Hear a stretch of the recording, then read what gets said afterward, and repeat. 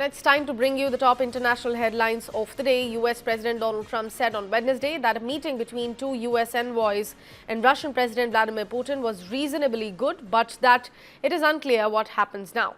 Donald Trump told reporters in the Oval Office that the Russians, quote-unquote, very strongly want to make a deal to end the war in Ukraine. US envoys Steve Witkoff and Jared Kushner met Putin in Moscow on Tuesday.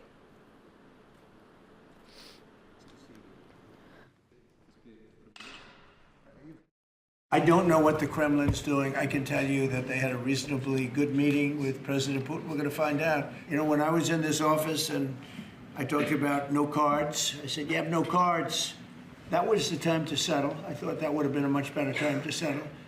But they, in their wisdom, decided not to do that. They have a lot of things against them right now.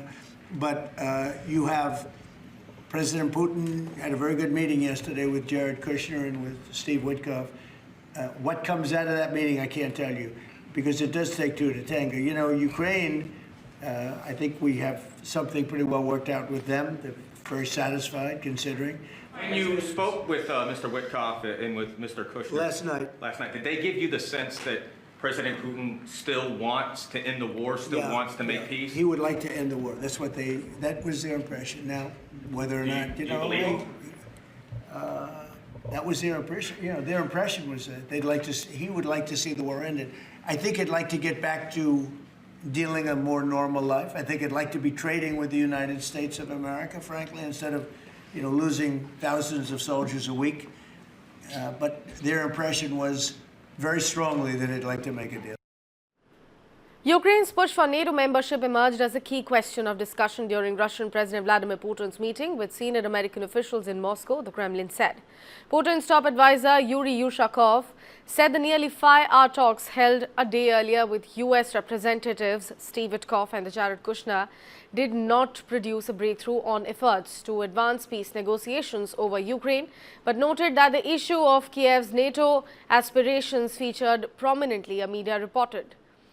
Kiev has long maintained that joining NATO is essential for ensuring its security against future Russian aggression.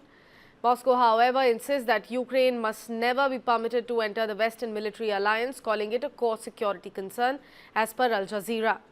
Yushakov said that no compromise was reached on territorial issues, while describing the meeting as one of the most extensive exchanges between Washington, D.C. and Moscow since the conflict began.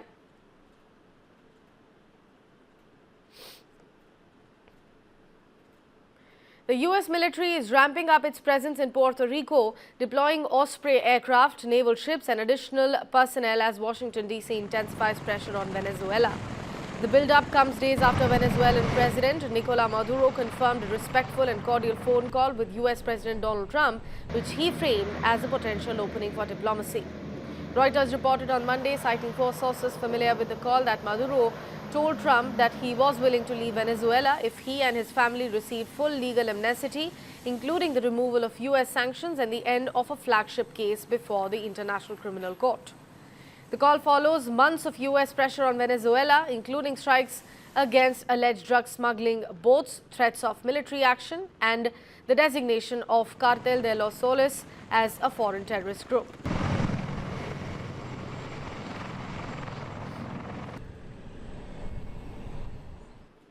Fighter jet with the Air Force's elite Thunderbirds demonstration squadron crashed in the Southern California desert. The pilot, however, managed to eject safely, the military said. He is being treated for injuries at a hospital. The F-16C Fighting Falcon crashed around 10:45 a.m. on Wednesday during a training mission over controlled airspace in California, according to a statement from Nellis Air Force Base in Nevada. The fire department said it had responded to an aircraft emergency near Trona, north of Los Angeles.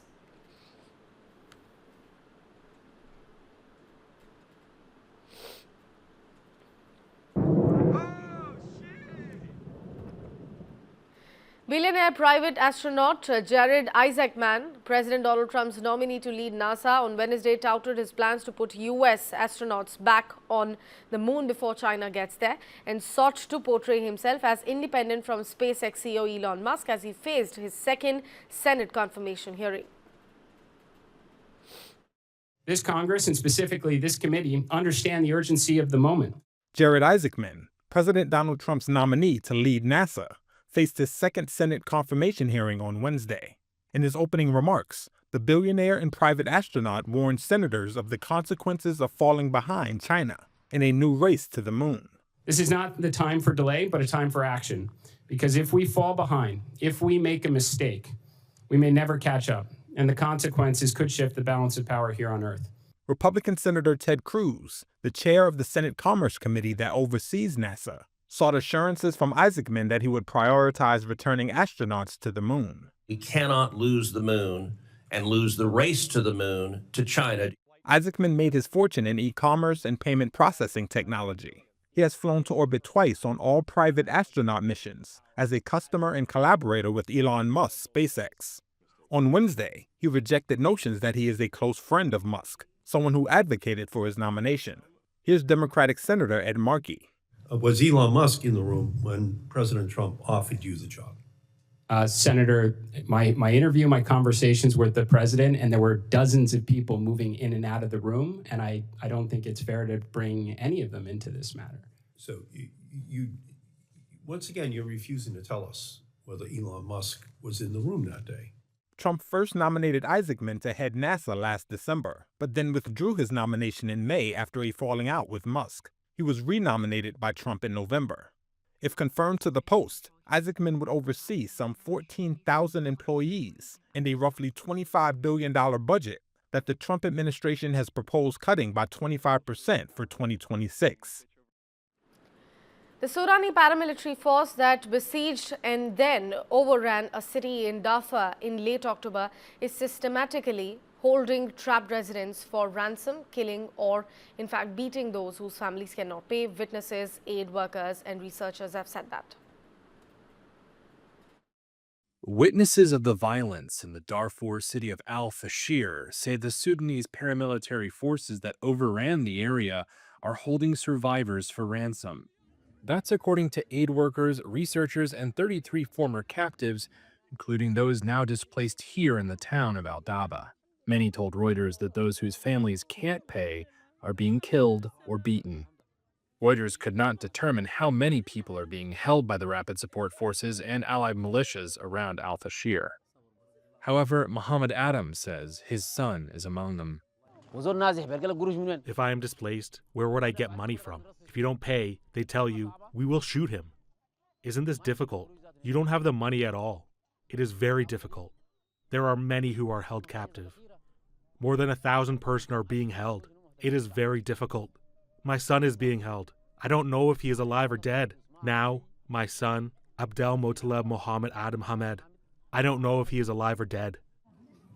Other survivors said they paid ransoms worth up to $17,000, a huge amount in an impoverished region. 11 survivors told Reuters that those who could not pay were shot at close range or mowed down in groups, while others were badly beaten. I have my siblings. 4 of them were killed. 1 was injured and we left him in Al-Fashir. We don't know if he's alive or dead. Awasim spoke to Reuters after fleeing to the city of Tyne in Chad.